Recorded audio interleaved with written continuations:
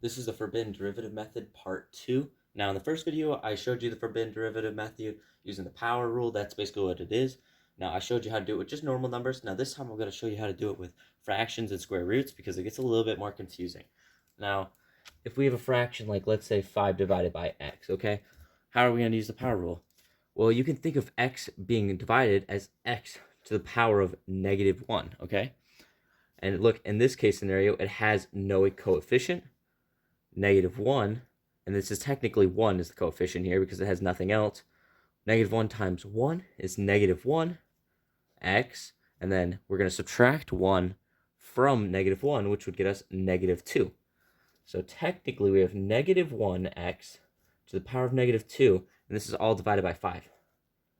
Okay, and then this just simplifies to doing 5, and then this -1 right here is the entire equation. So negative and then 5 divided by x to the power of 2 because it's already negative because it's on bottom right now. So that's how you do it with a fraction. So -5 divided by x squared. And then with a square root per se, it's a little bit different, a little bit more confusing.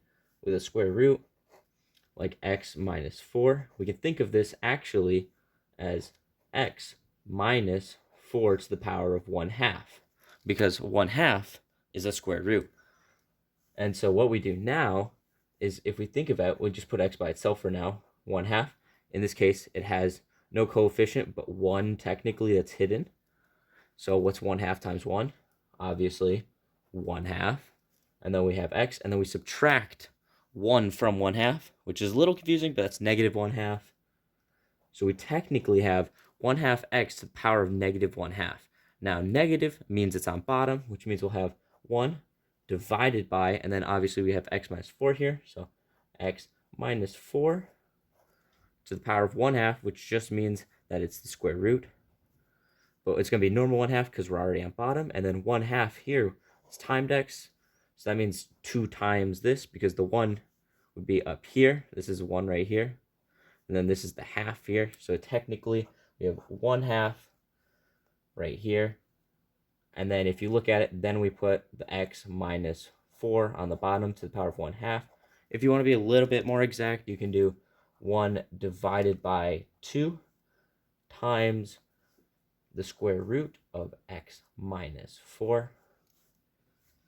And yeah, that's how you do that.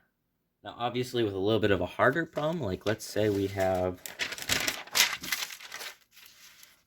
that we got like something like, I don't know, 3.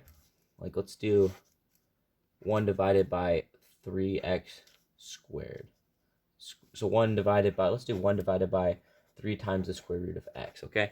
This one's a little bit more confusing, but we can still solve it. Basically, what we have right here is, if you think about it, we have 1 divided by 3 times x to the -1/2 because it's negative because it's on bottom because 1 divided by it, and then 1/2 because it's the square root.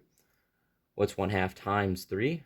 Obviously, it's going to be 3/2. It's negative, so -3/2 times x, and we're going to subtract 1, which will get us -3/2.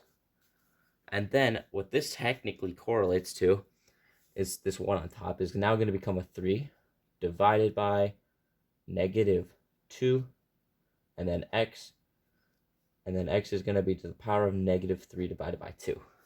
That's how you solve it when it gets a little bit more complicated. As you can tell, it does get complicated quick, so you got to make sure you do take your steps slow and make sure you're doing it correctly. I hope this video helps you guys. If there's any other videos you guys think that I can make that could help you explain some math-related stuff, let me know in the comment section down below. Thank you guys for watching. See ya.